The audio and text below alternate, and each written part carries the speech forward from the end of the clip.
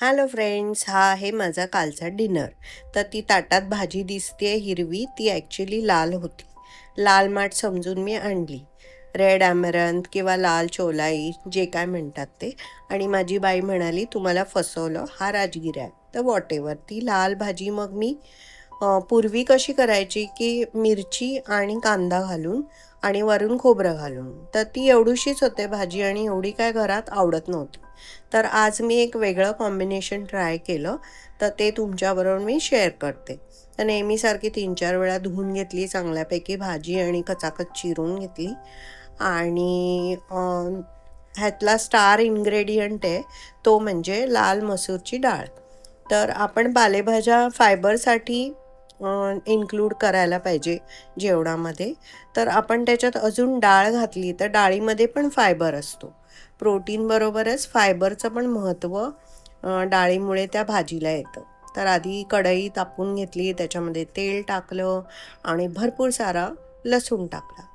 आणि लाल लाल कलरची भाजी आणि लाल लाल कलरची डाळ, फोडणीला लसूण घाल, फोडणीला कांदा तू घाल. जाऊ दे, आता पकवलं मी तुम्हाला गाणं गाऊन गाऊन, कारण की कांदा परतता परतता टाईमपास. तर परतून झाल्यावर मग ह्याच्यामध्ये मीठ घातलं आणि हळद मसाला, तुम्हाला मिरचीची पण करायची असेल तर मिरचीची पण करू शकता. आणि मग त्याच्यावरती परतून झाल्यावर डाळ टाकली आणि मग पालेभाजी टाकली आणि मग चांगलं झाकण ठेवून शिजू दिली. तर मी फारशी ती पातळ नाही केली, पण ही पातळ पण छान लागते आणि घरामध्ये सगळ्यांना ही आवडली भाजी.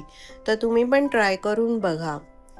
आणि ऑफकोर्स फायबर भाजीचा तर ॲड झाला, परत डाळीचा फायबर ॲड झाला, त्यामुळे गट फ्रेंडलीच होणार आहे हे कॉम्बिनेशन.